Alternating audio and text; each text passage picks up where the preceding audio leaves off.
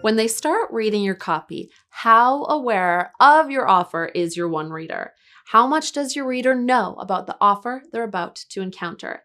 Answer that question before you write a word, and your copy will automatically get stronger because your hook will be more precise. It'll be a sharper hook.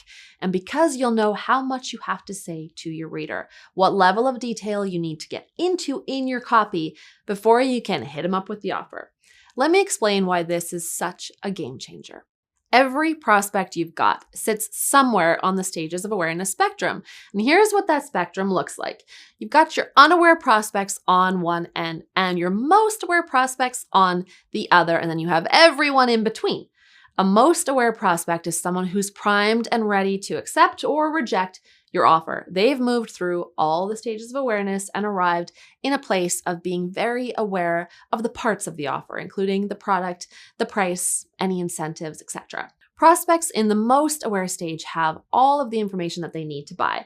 That doesn't mean they will buy, of course, but in this stage, you can actually pitch harder on your offer. In the most aware stage, your prospect is also more likely to respond well to testimonials, case studies, and other conversion motivators, those little persuasion extras that turn a person from saying maybe to saying yes. Now, down at the other end of the spectrum, we have the exact opposite of our most aware prospect. We have someone who doesn't even recognize that they're in the market for your solution yet. Now, it doesn't mean they aren't in the market. They just haven't found themselves on the awareness spectrum yet.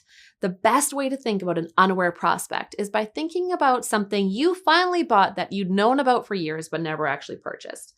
This could be a little robot vacuum, like you knew it existed, but then you and your dog moved into a bigger place with more floors to vacuum and realized you needed to get a robo vacuum in your life. Once you move into that bigger place with all those floors, you become problem aware, as in you have felt a problem like, damn, I've got a lot of cleaning to do.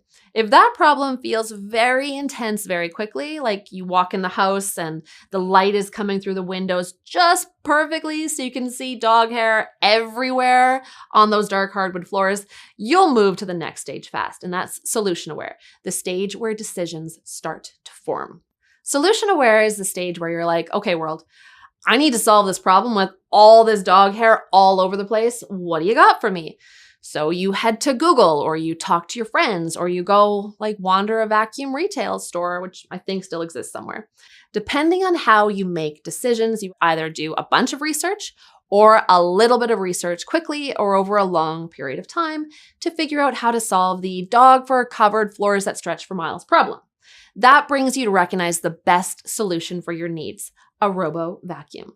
Now you've got to dig into what you really want from a robo vacuum and which brand you'll buy from. And this brings you to product aware.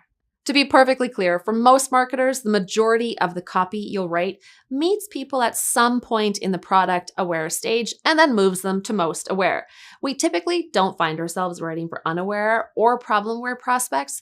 More often, by the time they discover us, our prospects have moved through the stages of awareness naturally or with the help of content to arrive in early or late product awareness. Now, product awareness is the stage in which your prospect learns about the product.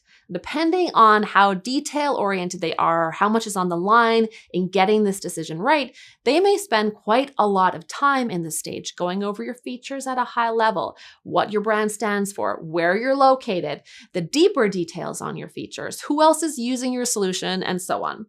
In the earlier part of product aware, they'll look for trust signals, like pleasing marketing designs and trust bars, like logo bars on software sites, product shots, and those high-level benefits. And then in the later part of product aware, they'll look for checklists of features, testimonials, product demos, guarantees, and risk reducers. Keep in mind that the stages of awareness are a spectrum. They're not a series of buckets your prospect hops into and out of.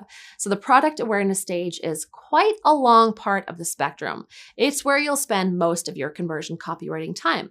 And if you do a great job moving your prospects through the first 4 stages of awareness, really helping them understand the product's value during product awareness, you're very likely to get highly qualified prospects arriving in the most aware stage of awareness. And a qualified prospect in the most aware stage is basically all anyone in marketing and sales ever hopes for, which is why we don't just want to haul ass through the earlier stages of awareness, especially not through the product aware stage. Once your prospect is most aware about your offer, you should have higher expectations of them saying yes to your offer. If they don't convert in the most aware stage, even with all the work you've done to move them through the stages, the problem may be that your offer is not well optimized, or you need to better tap into persuasion factors like fear of missing out, pressure to conform to what the herd is doing, or other persuasion tricks. Stages of awareness, market sophistication, and intent all work together to help you figure out what to say, how much to say, and how much to push on a paid offer.